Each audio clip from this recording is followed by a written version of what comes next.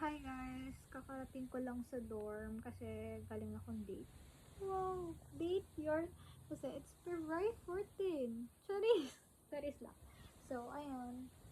Galing akong date actually. Dinate ko lang naman yung cell member ko. So, kaya ganito ko yung outfit ko. But my ponytail is ipit. Ipit!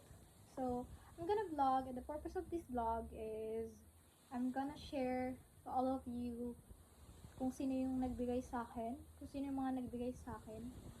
Kasi, gusto ko lang i-share. Bakit ba? Pero na ma-ID ko naman siya.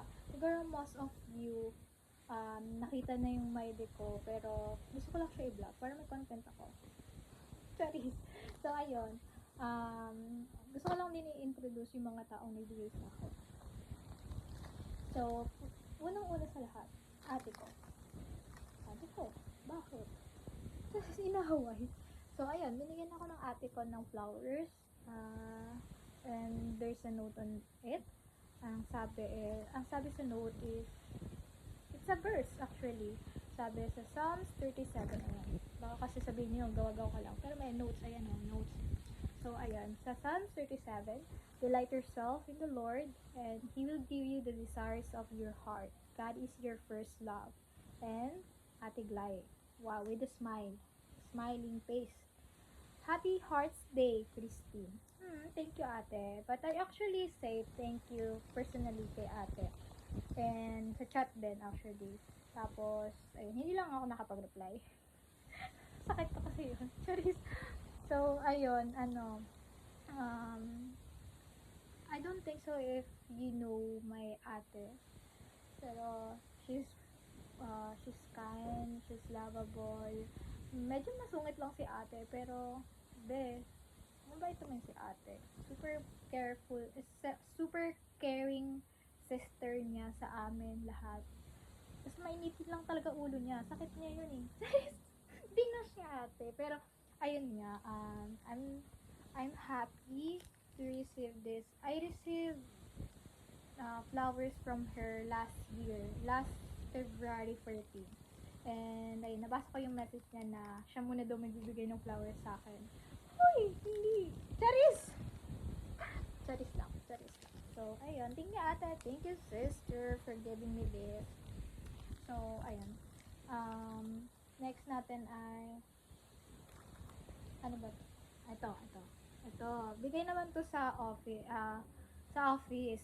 Lahat ng babae nakatanggap ng ganito. I don't think so if same message yung mga nakalagay. May message kasi dito. Ewan ko kung same, pero ayun nga. Basahin ko na lang para relate kayo din.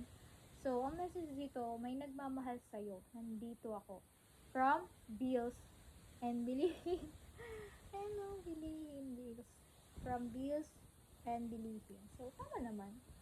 Thank you. Pero nagbigay na ito si ate, Ate Debbie. Siya yung nag-abot talaga sa amin personal na ito. Sa lahat ng babae sa office. So, yun. Thank you, te. And this. This is from IKEA. I don't think so if you know her kasi di nyo siya nakikita mostly sa my day ko. Pero, ayun, minsan kasi hindi kami nagtatagpo. I mean, hindi kami, we're not even too close. So, nag-uusap kami pero hindi kami super close. Yung alam mo yung to the point na magsasabi sa kanya ng problem, ganun. Pero, yeah, she's my friend and she's really kind and she's lovable person kasi, di ko talaga na-expect to sa kanya. Ate mo, binigyan niya ako ng magnetic bookmark tapos may pangalan ko pa. O, diba? Sobrang effort. Saan ka makakita ng taong ganun? Nakakay na naman kayo. So, ayan, thank you, X. Thank you very much for this magnetic bookmarks. Hopefully, makabili na ako ng personal Bible, no? Physical Bible. I mean, so, yun. Thank you, X. Thank for this. It's so ganda. It's so beautiful, like you. Ayun, beautiful as you, and thank you for your effort. I love you. I I love you. And the last one, not the last, kasi may nagbigay pa sa akin ng chocolate, which is si Ate Sara D. Di nyo rin siya nakikita palagi sa my day ko, pero name-mention ko siya kapag birthday, kapag may binigay siya sa akin. So, siguro nakita niyo na siya. Pero, ayun nga. So, ayan. Ito naman, kay Ate Debbie. Ayan, si Ate Debbie. Ate Debbie, she's so beautiful. She's so kind. Medyo, alam mo yon, may mga times lang talaga na nagiging ate talaga siya sa amin. So, binigyan niya to personally kanya. And may mga personal message. Binigyan niya yung mga nasa network niya. Which is, I don't know if nasa network niya or nasa office lang. Pero, ate give us this chocolate Ferrero. And Ferrero.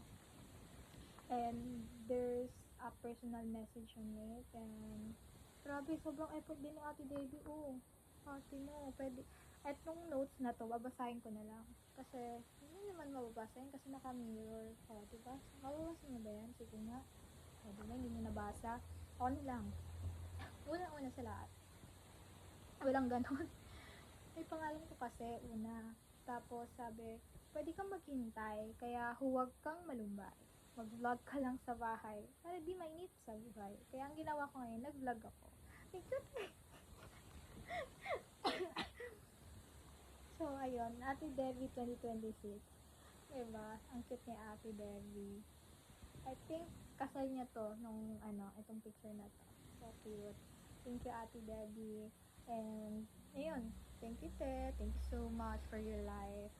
Thank you for always being there kapag kailangan namin ng, advice or something. So, thank you, Te. And, hindi ko pa siya nakakain until now. But, still 14. Hindi kasi ako mahilig sa sweet, but I really appreciate those people na nagbibigay sa akin mga bagay-bagay, pagkain man yan or things. Katulad yung sinabi ko. Kasi, te, binigay nga nila yun eh. Tapos hindi mo tatanggapin. Ano te, di porket ayaw mo sa sweet, di mo natatanggapin. Charis, hinaway. Hinaway na naman kayo. Ano ba yan? So, yun. So, ayun. That's all. Thank you for watching. Update. Anong title pwede dito? Happy Hearts Day! Happy Hearts Day! So, kaya ganito din yung aura ko kasi nag-transition ako. Yun lang, update ko lang. Tapos, abangan nyo na lang sa panibagong post ko sa IG, sa Facebook, sa TikTok, sa YouTube, and everything platform that I have. Twitter, wala na palang Twitter. X, Threads, ano pa ba? Yun lang. So, bye! Thank you for watching!